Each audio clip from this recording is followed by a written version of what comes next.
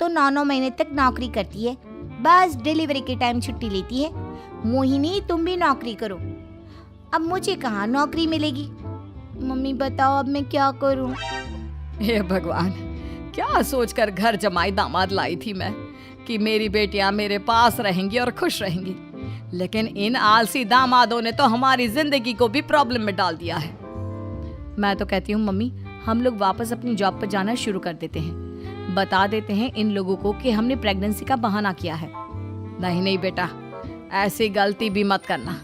अगर तुमने ऐसा किया तो इन तीनों की आदत और खराब हो जाएगी।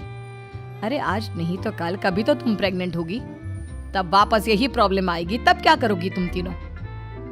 हाँ मम्मी, आपकी बात तो बिल्कुल सही है। इन लोगों को तो सुधारना ही पड़ेगा। लेकिन कैसे? अपने बच्चों के आने की खबर सुनकर भी इन लोगों पर कोई असर नहीं हो रहा। पैसे कमाने के लिए घर से बाहर निकलना ही नहीं चाहते ये तीनों। अब मेरे दिमाग में एक प्लान आया है, तुम तीनों चिंता मत करो। उन तीनों को बुलाओ, फिर मैं बात करती हूँ। थोड़ी देर बाद कावेरी जी अपने तीनों दामादों को सामने बुलाकर अपनी बात कहना शुरू करती हैं। अविनाश, सुमित और विवेक, देखो बेटा, मैं ना तुम तीनों से बड़ा प्यार करती हूँ, इसीलिए तो तुम्हें घर जमाई बना कर रखा है मैंने। अरे मम्मी जी, सीधे सीधे कहिए ना, क्या बात है? प्यार तो हम भी आपको बहुत करते हैं। अरे मम्मी जी, आपकी इज्जत भी बहुत करते हैं। अरे भाई, आपके जैसी सास और कमाने वाली बीवी सबको मिलती है क्या? हाँ मम्मी, विवेक और सुमित ठीक कह रहे हैं। आपकी बेटी से शादी करके मेरी तो जिंदगी ही अच्छी हो गई है। जानती हूँ मैं, और ये भी जानती हूँ कि तुम तीनों अपनी अपनी बीवियों से बहुत प्यार करते हो।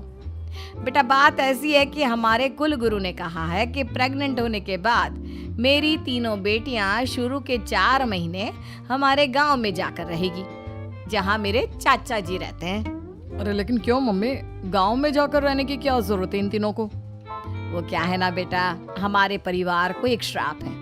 अगर मेरी बेटियों ने यहाँ पर बच्चा पैदा करने की कोशिश की तो उनके बच्चों को कुछ भी हो सकता है।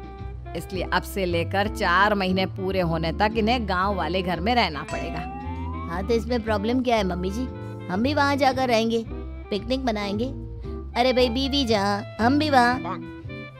हाँ यार, आइडिया तो बहुत अच्छा है। शहर की जिंदगी में रह रहकर परेशान हो चुके हैं, अब कुछ दिन गांव में बिताएंगे।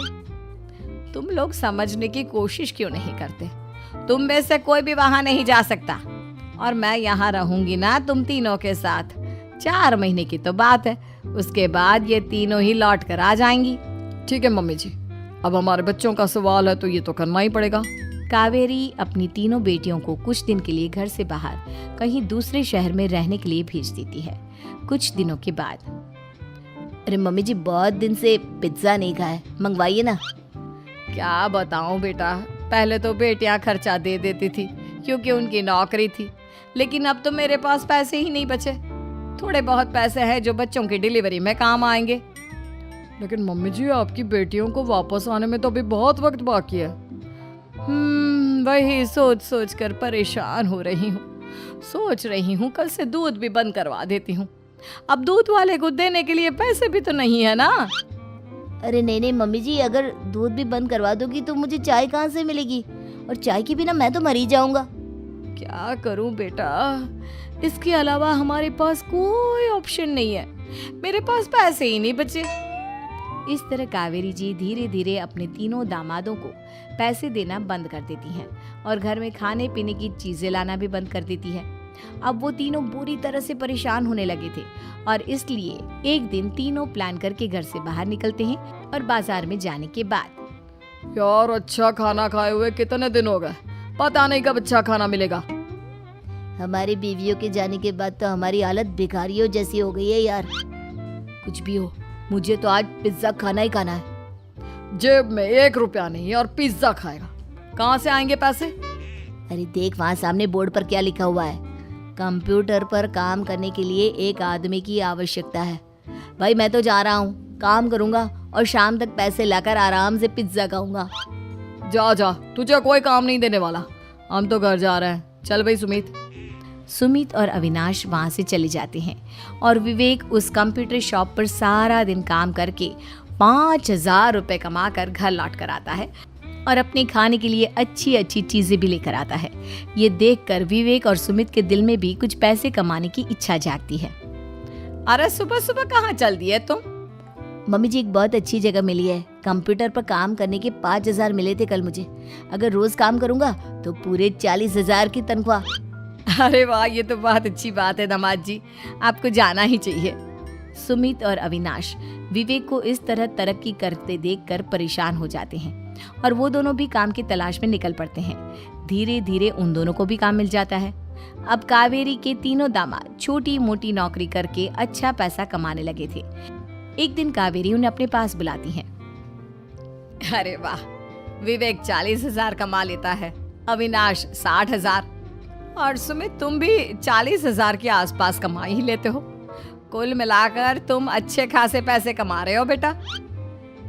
हाँ मम्मी जी, बहुत मजा आता है जब महीने के एंड में मोटी रकम हाथ में आती है।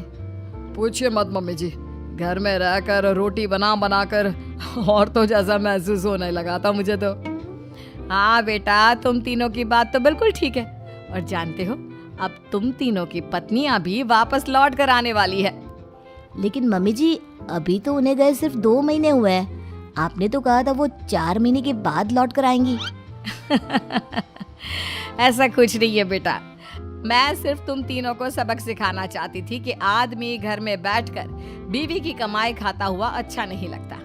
इस दुनिया में हर इंसान को मेहनत करनी चाहिए, काम करना चाहिए, चाहे वो औरत हो या आदमी, ताकि अपने परिवार को संभाल सके। कावेरी की बात सुनकर उन तीनों को अपनी गलती का एहसास होता है और कावेरी उन्हें सच बता देती है कि ईशा, सुहाना और मोहिनी शहर में ही कहीं दूसरी जगह रह रहे थे। शाम के वक्त उन तीनों की पत्नियां लौट कर आ जाती है।